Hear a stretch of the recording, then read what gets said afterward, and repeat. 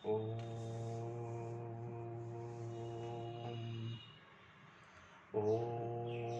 भूर्भुवः स्वः तत्सवितुर्वरेण्यं भर्गो देवस्य धीमहि धियो यो नः प्रचोदयात्।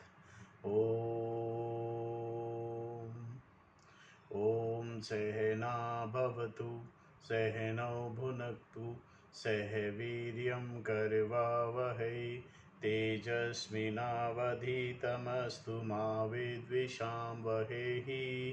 ॐ शान्ति शान्ति शान्तिः।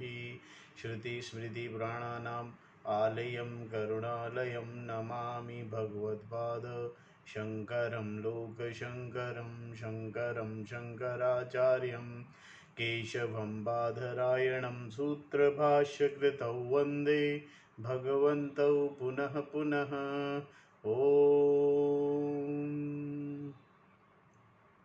त्वमेव माता च पिता त्वमेव बन्धुश्च सखा त्वमेव विद्या द्रविणं त्वमेव सर्वं मम देव देव। ओम गुरुदेव भगवान शिव शंकर भोलेनाथ कैलाशपति महाराज की जय। भगवान व्यास जी महाराज की जय।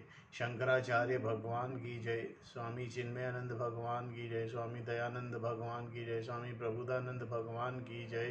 स्वामी शुद्धानंद भगवान की जय। साध्वी आनंद ज्योति जी की जय। सभी गुरु देवताओं की जय। माता पिता की जय। माता पिता की जय। सभी गुरु देवताओं की जय। सभी गुरु देवताओं की जय। सभी गुरु देवताओं की जय। श्री कृष्ण गोविंद हरे मुरारी हे नाथ नारायण वासुदेवा। श्री कृष्ण गोविंद हरे मुरारी हे नाथ Narayan Vasudeva. Shrimad Bhagavad Gita chapter number 6, and we have to see verse number 43, where in verse 42 Bhagwan was explaining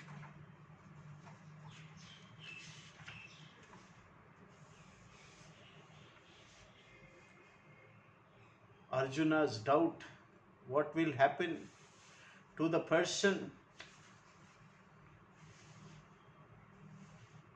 who leaves the marg, the path of karma, and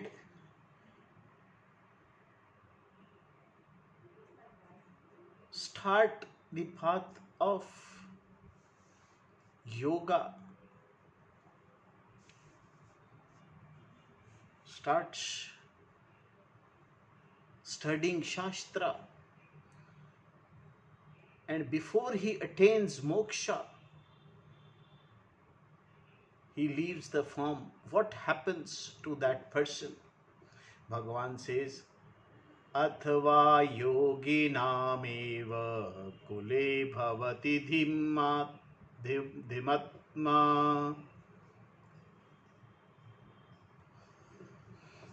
एतद्धि दुर्लभतरं लोके जन्म यदीदृश्यम्.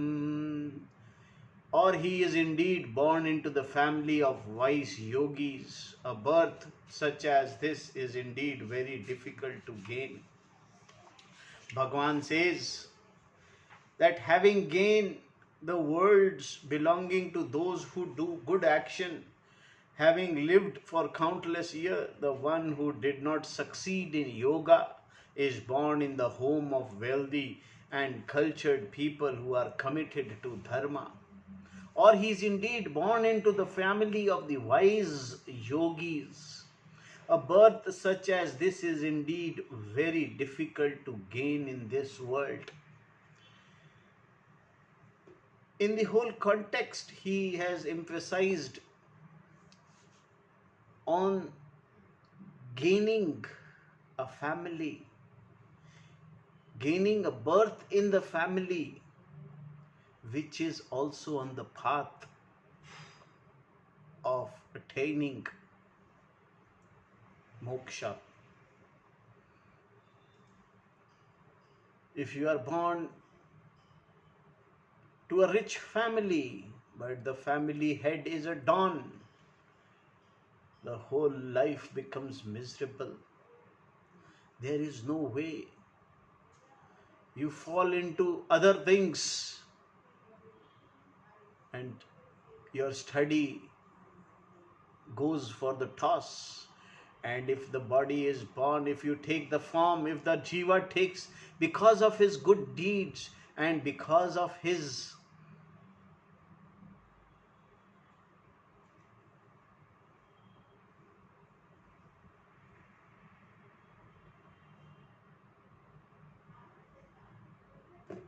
path he has chosen, the path he has chosen for moksha, he gets a body at a better place where he is born to wise people, the people who are themselves on the path of moksha.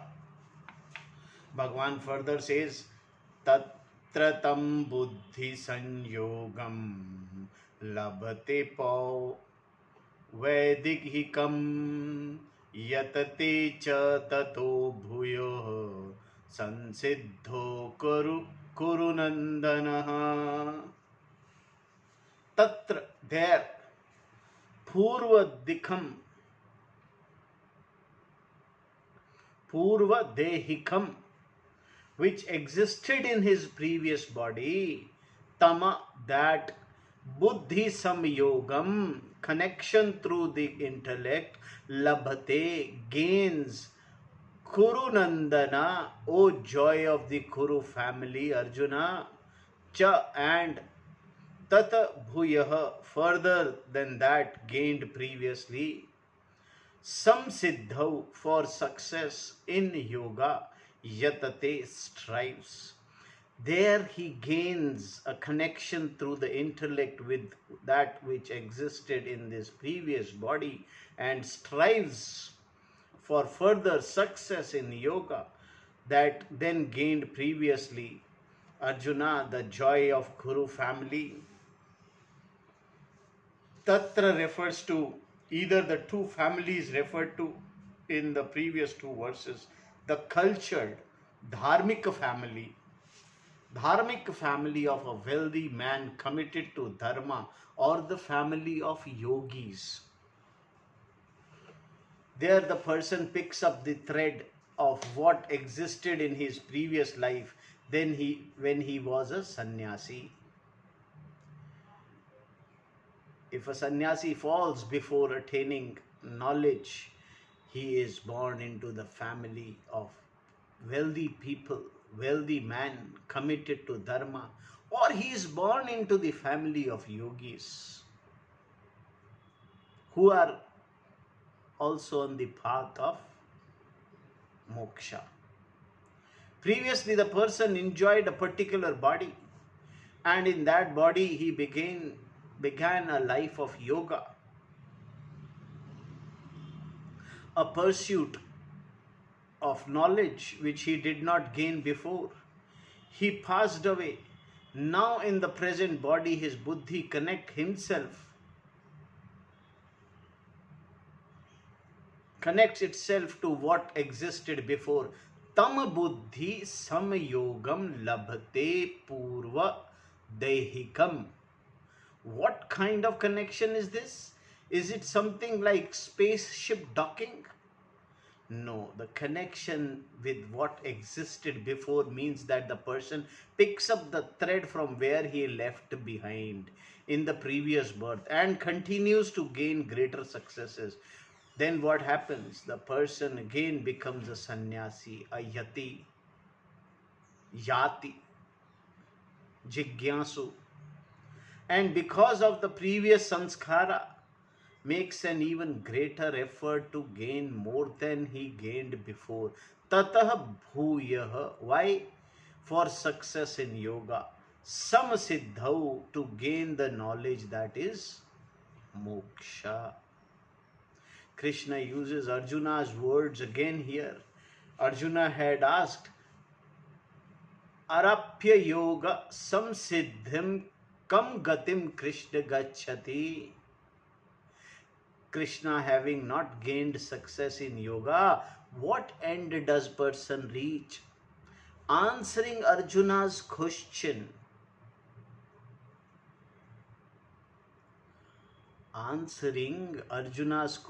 Krishna talks about the same samasiddhi, success in yoga, which is in the form of self-knowledge. For gaining that samasiddhi, the person can make further effort because he has buddhi, samayoga, the connection with the sanskara he had before. The connection with the past is by means of the intellect.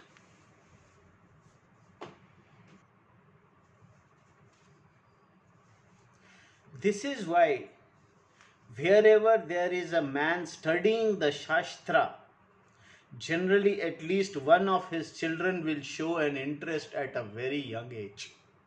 The child will go and sit with the father and will not be interested in things that children are usually interested in. Why? Because there is a connection with the previous tendencies. Purva sanskara through the intellect. Arjuna was addressed as Kuru Nandana here. Kuru being the name of the family into which Arjuna was born. Kuru Nandana means the joy of the Kuru family. Krishna perhaps used this name here to remind Arjuna of the advantage of this present birth. So all those who are able to hear, able to study, able to go through this knowledge are Nandanas of their families, or I shall say Kuru Nandana only. Kuru means their gotra, their family.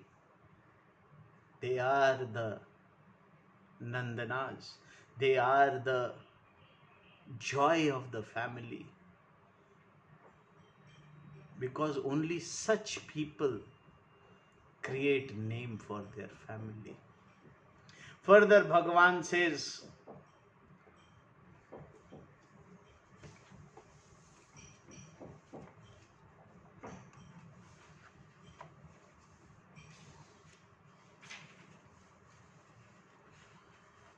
Purvabhyasena tena eva hitriyate hi avasha api saha Jigyasu api yogasya shabda brahma ativartate. Tat purvena abhyasena. Tat purva abhyasena. By this previous practice, eva alone, saha he, hariyate is led.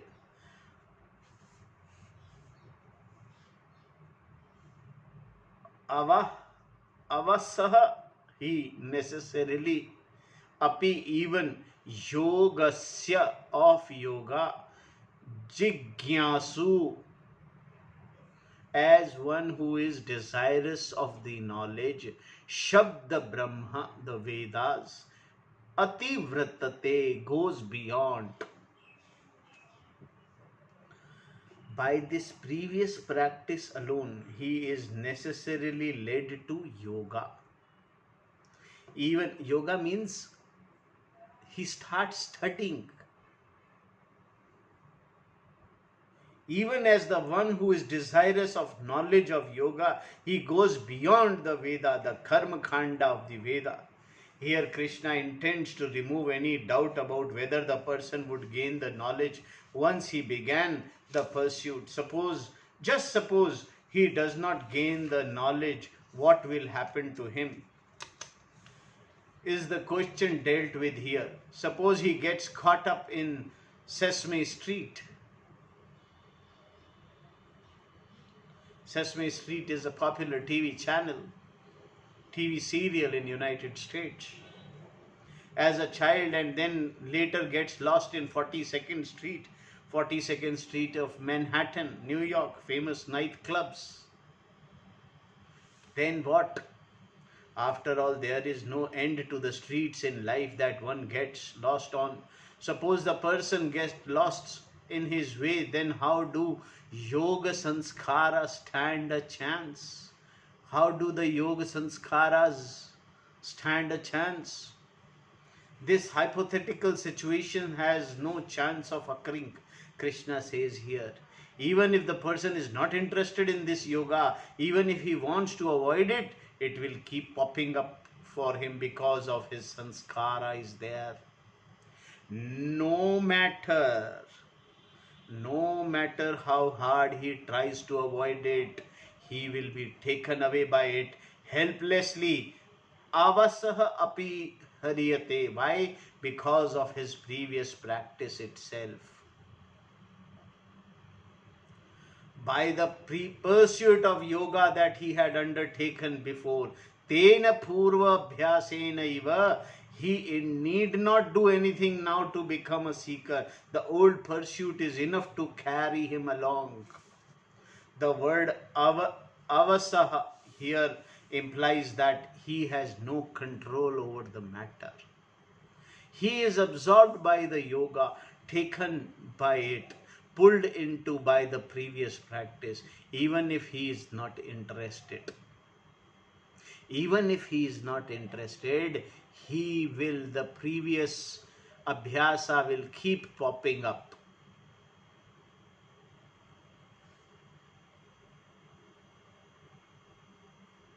He will have to take up. There is no note to Shastra if begun. If started, there is no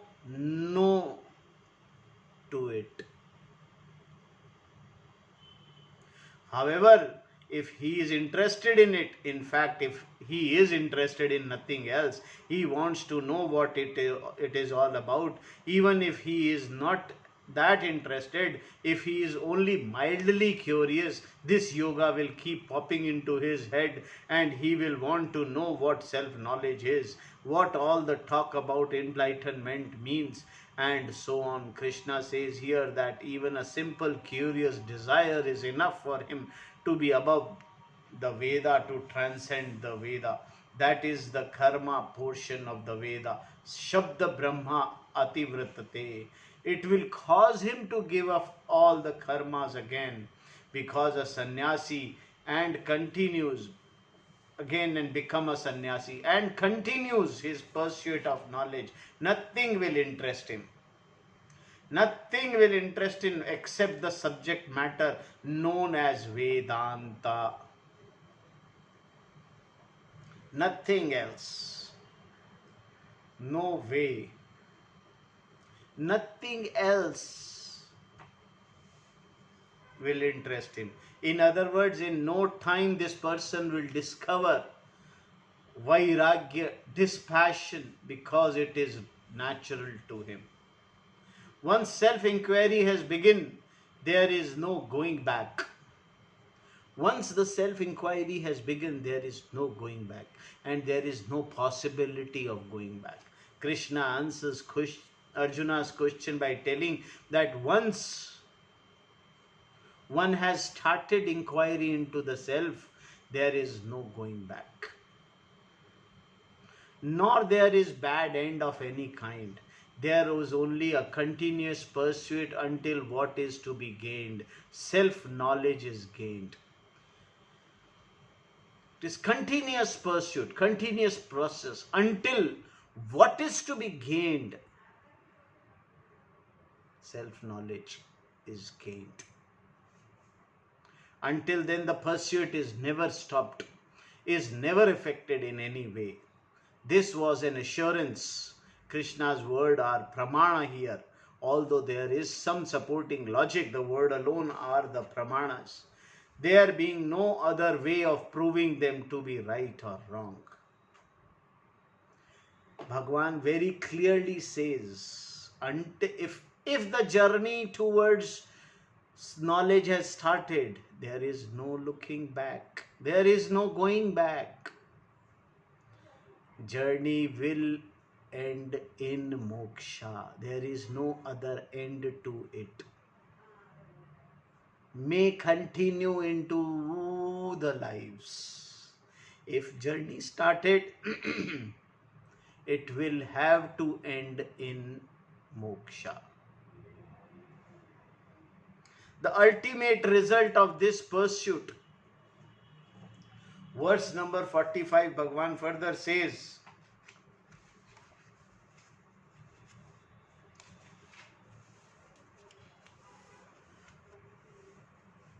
Paryatnat yatmanatu yogi sanshuddha kilpashah अनेक जन्म संसिद्ध ततः याति पराम गतिम.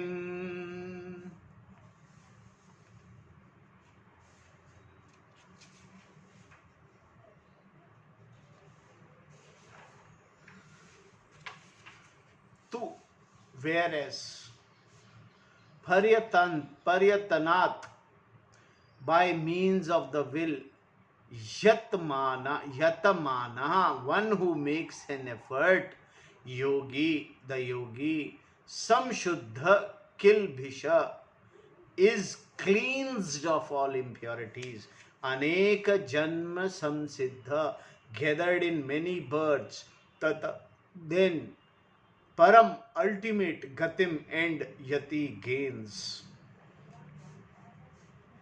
Whereas the yogi who makes an effort by means of the will is cleansed of all impurities gathered in many births in the past, then he or she gains the ultimate end.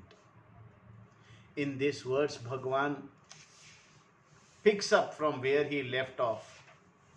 When he had been talking about yoga and the yogi before Arjuna asked his question, having defined yoga as the vision of sameness in all beings, he now talks about yogi who has this vision, first referring to him as yatamanaha, a person who is making effort. The word paryatna also means effort. So Shankaracharya ji clarifies the use of the two words here. Paryatna refers to the will of the person, meaning that there is a great will on the person's part, because what is to be gained is very difficult to accomplish. It is against all odds, so to speak. Thus, paryatnat yatmanah refers to the one who is making effort with his or her will. The yogi discussed here is also the one for whom all the impurities have been removed, cleansed. Samshuddha kalibhisha. The impurities are the ragas and dveshas, the papas and their psychological outcome like guilt, etc. The one who has cleansed himself or herself from all of them by living a life of karma yoga is samshuddha kalibhisha. Kilbisha. The purification is not something that is accomplished in one lifetime. Krishna says it has taken many births to remove these impurities. It takes lot of effort. It is not one life's effort. Many lives continuously you had been doing, removing, trying hard to overcome all the impurities. Impurities like ragas and dveshas, papas and punyas. Only then you get this kind of life where you have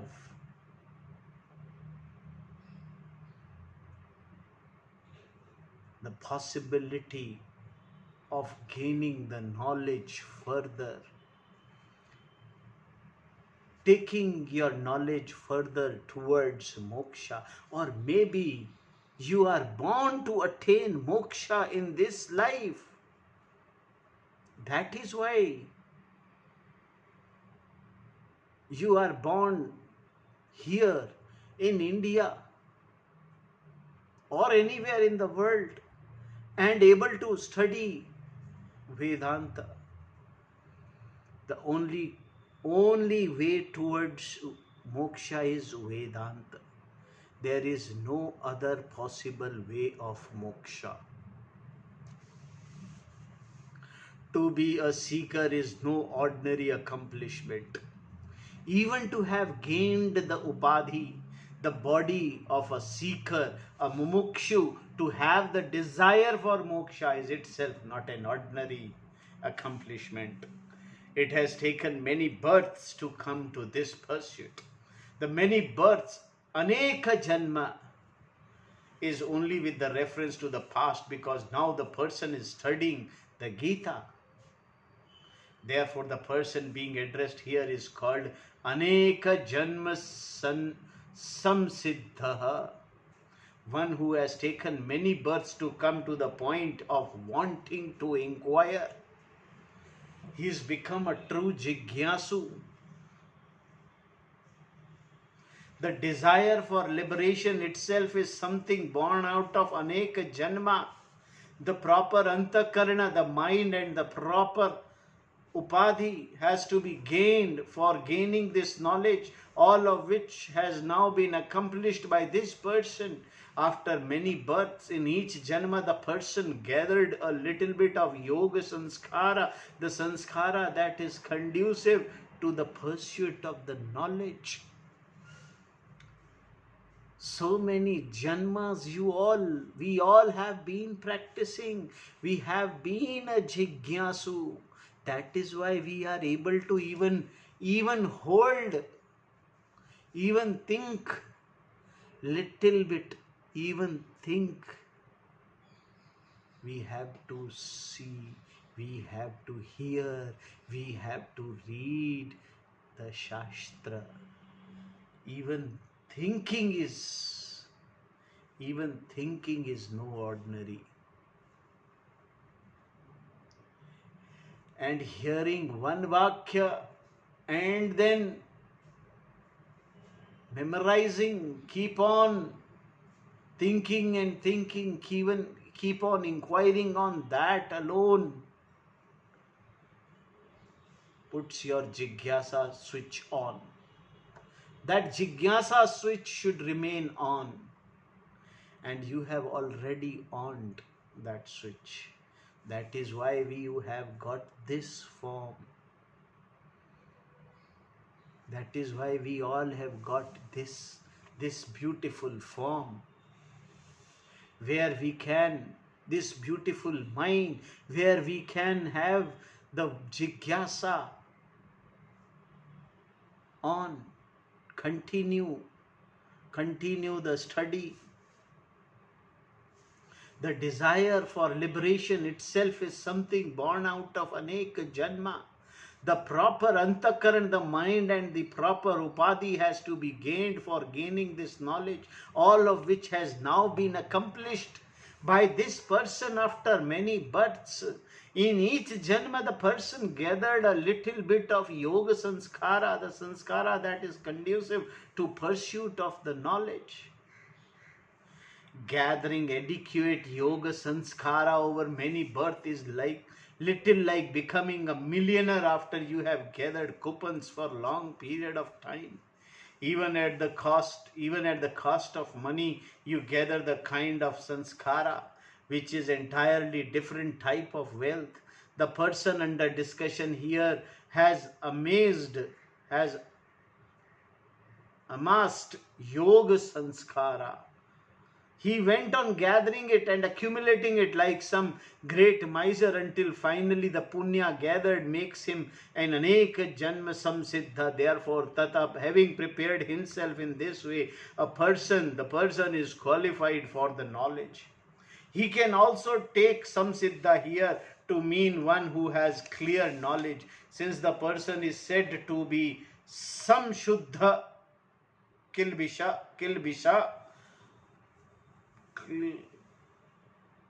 one whose mind is pure and who has gained some siddhi, the vision of sameness. Sam means same.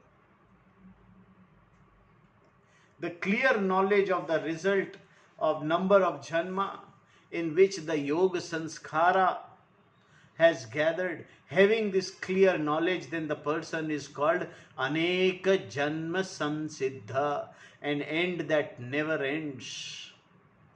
Knowledge being moksha, the person is also said to have gained the most exalted end, paragati. Every end comes to an end, but moksha is an end that does not come to an end. It is the one end from which you do not return. After all, any end that comes to an end is not really an end. It is only a lap, a circular lap. You keep on moving around in the circle of samsara, not getting out of it. All that happens is what you keep coming back to the same point to distinguish moksha as an end from which there is no coming back. The word end as an adjective here, para, the most exalted end. Moksha is the end that is gained by one who pursues self-knowledge, and it is an end from which there is no return. Once moksha is attained, then there is no return. No return where? In the chakra of Janma and Mrityu. This is what Bhagwan is explaining. Krishna tells Arjuna to be a yogi. Verse number 46.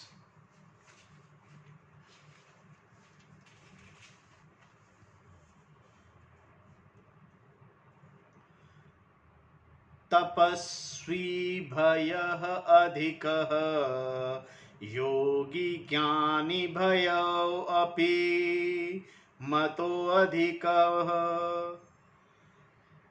कमिभ्यः च अधिकौ योगी तस्मा योगी भव Arjun.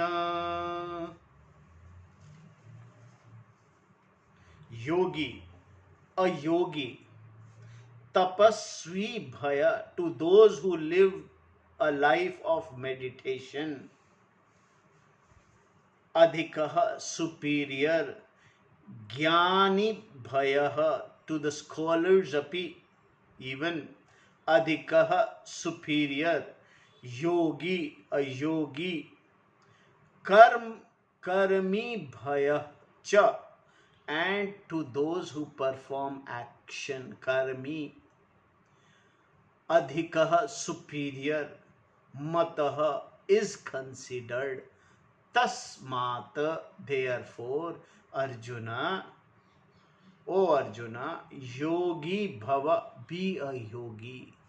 A yogi is considered superior to those who live life of meditation, superior even to the scholars, and superior to those who perform action. Therefore, Arjuna, be yogi. Bhagwan says, Arjuna, be a yogi and keep doing your karmas also. He has been following that rule. That rule has to be keep on doing your karma is to be back of the mind. It should be there. Here, adhika means utkrashta, the best. Adhika means utkrashta, the best, the most exalted in terms of what a person has to be. Krishna has already defined the most exalted person as a yogi, a definition that he repeats in next verse, as we shall see. In the present verse, this yogi is described as one who is superior to all the tapasvis, those who perform various kind of meditation, and all the karmis, meaning those who perform the enjoyed Vaidika karmas, Vaidika rituals. Both type of people, tapasvis and karmis, are mumukshu and are in no way being condemned here. In fact, they are people who engage in their respective activity for the sole purpose of becoming the yogi, who is the most exalted of them all. The one who either pursues dhyana yoga, contemplation on Atma as Brahman, or who has already accomplished it, having gained this knowledge. Such a yogi is definitely superior to these two type of people said here. Scholarship alone does not give one other vision. The tapasvi is not who has to find a particular end. Rather, a very tapas has to resolve into this yogi alone. Thus, it can be said that yogi is superior to the tapasvi. Tapasvi bhaya adhika yogi. In the same way, the yogi is superior to the scholars. Jnanebhya adhika yogi. Here, Jnani refers to the one who knows the Veda. They can recite it, and they may even know the meaning of the words. However, one does not gain the knowledge. The vision of Veda is Veda by mere scholarship alone. There has to be a commitment to this knowledge and its pursuit for there to be any possibility of gaining the vision of sameness in all being. Only knowing this, by only becoming scholar in Veda, one does not become a yogi. He may be a scholar. He may know each and every word. He may be a very good speaker, but he is not a yogi. Until and unless their commitment is there towards the knowledge and its pursuit for there to be any possibility of gaining the same vision of sameness in all beings. Until and unless the person is able to see sameness in all beings. Since this verse is about yogi who already has the knowledge, scholarship that is talked about here must necessarily exclude Vedanta. Therefore, Jnani has to be taken as someone other than the yogi under discussion. Shankara clarifies this point in his commentary on this verse by referring to Jnanis as those who have scholarship, panditya. They are panditya. With reference to the meaning of the Veda, Shastra, specifically the first portion of the Veda, the Purva Mimamsa Shastra. We can also include Vedanta Shastra here, since scholar can know the meaning of the words without understanding that it is the meaning of themselves. However, Vedanta Shastra would usually not be included here because the verse itself is Vedanta Shastra. These scholars then are those who have scholarship in all the other Shastras. But the Vedanta Shastra and their scholarship has to pay off in form of this yoga. A yoga characterized by clear vision of the Vastu, the truth of everything. Already having this vision, the yogi is said to be superior to the scholars. Jnani bhaya adhika yogi. Therefore, be a yogi. Don't show yourself as yogi. Be a yogi. The yogi is understood to be superior to the scholars.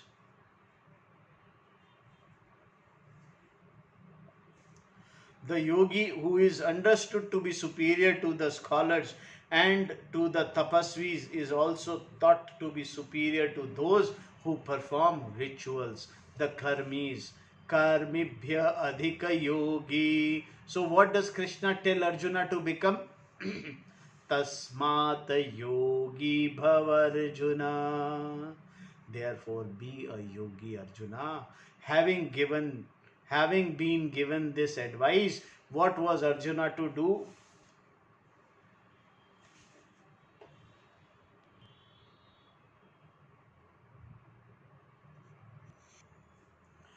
Based on everything Krishna has just said, this yogi is a sannyasi, one who gives up everything and sits in meditation. Does this not mean that Arjuna has to do the same? Originally, Krishna has asked Arjuna to get up and fight, explaining that karma was better to him than sannyasa, whereas now Krishna is telling him to become a yogi, a sannyasi. What does Krishna mean by all of this? Again, Arjuna was confused. That point Krishna is making here is that first one lives a life of karma yoga in order to gain a mind that is prepared, in order to gain mind that is prepared for the knowledge. Then one becomes a yogi, a sannyasi. In other words, you have to become a yogi after being a karma yogi. This is what Krishna means when he says, Yogi Bhava Arjuna, be a yogi, Arjuna.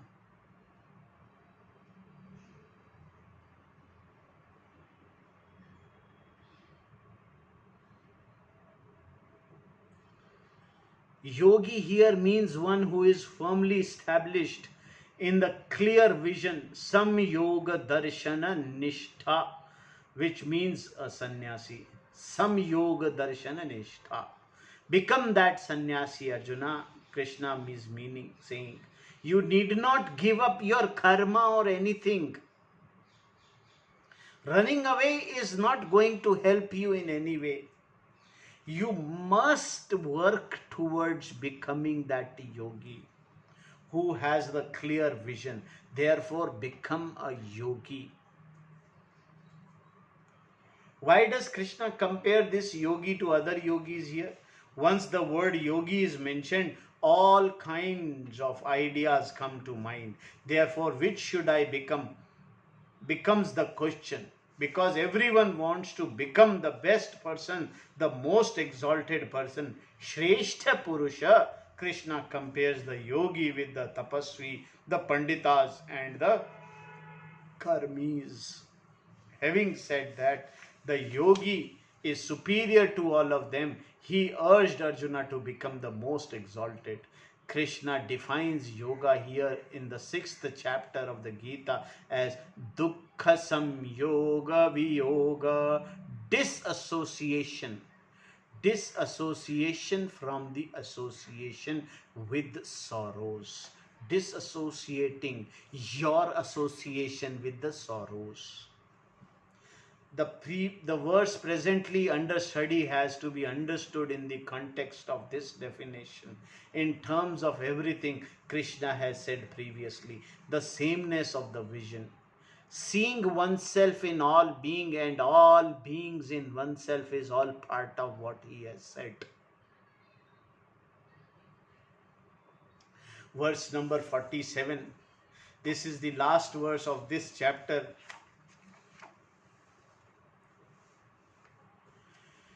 योगिनामपि सर्वेषां मद्गतेनान्तरात्मना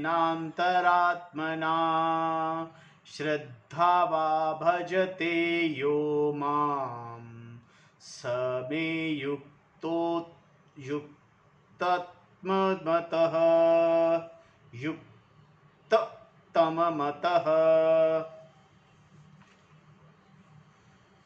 यह, the one who Shraddha Bhavan has Shraddha Madgatena Antaratmana, with the mind absorbed in me, Mam Bhajate, contemplates upon me, Saha, he, Sarvesham Yoginam, among the yogis, Api, even Yuktamaha, the most exalted, Me Mataha, in my vision.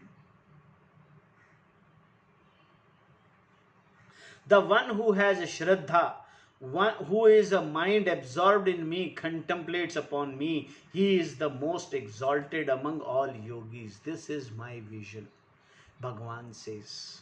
Krishna knows that there were many kind of yogis, but he is not talking about any of them here. For yogis who meditate on various deities, there is a certain duality in what they take themselves to be different from that upon which they are meditating. Therefore, they retain their sense of karta, doership, and as doer they do various type of yoga. Although these meditators are all laudable, they are not the yogis. Krishna is pointing out here the most exalted among yogi nam api sarvesham yuktamaha. The yogi being discussed in is the one who contemplates upon Krishna as Ishvara.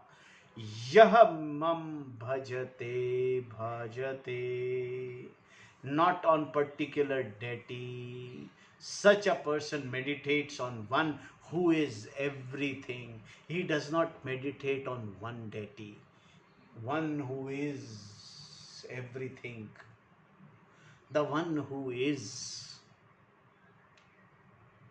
the cause of the world, Jagat Karana, the one who is not separate from the Jivatma. The mind of this yogi is totally absorbed in Parameshwara. Therefore, Krishna says, Madgatena antaratma namam bhajate. In effect, he was saying, I am he. He is I. It means that for this person, there is no separation between him and Ishvara.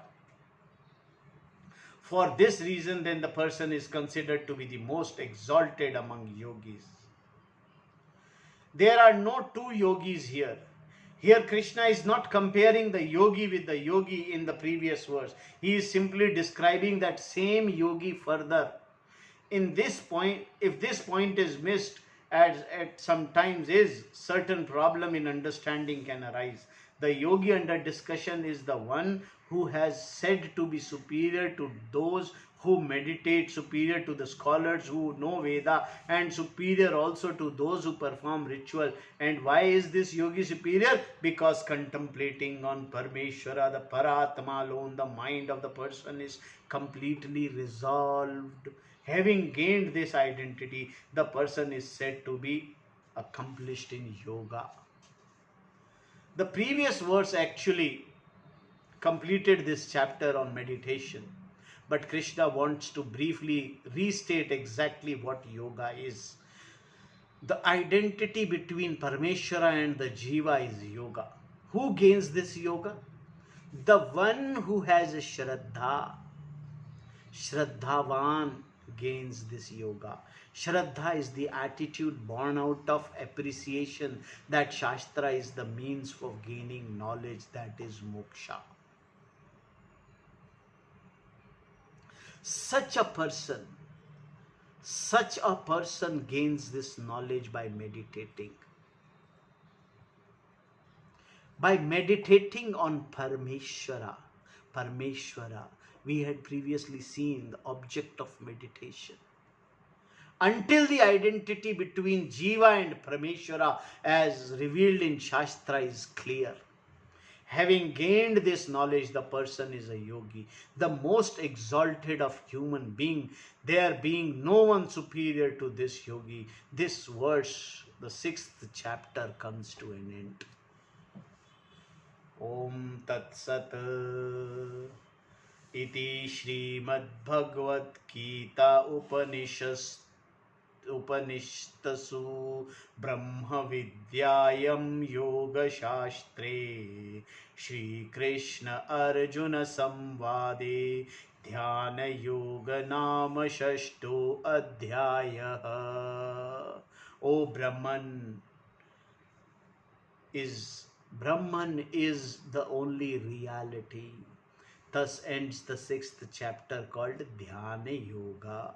Having the topic meditation is Bhagavad Gita. In the Bhagavad Gita, which is in form of dialogue between Shri Krishna and Arjuna, which is the essence of Upanishad, whose subject matter is both knowledge of Brahman and yoga.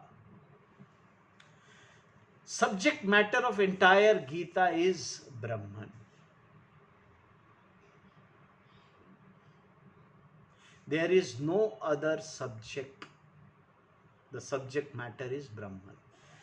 From tomorrow, we'll do summary of chapter 1st to 6th. Om Purnamadaha Purnamidam Purnad Purnamudashyate Purnasya Purnamadaya Purnamevavasishyate. Om Shanti Shanti Shanti Harihi Om Tat Sat. Om Gurubhyo Namaha.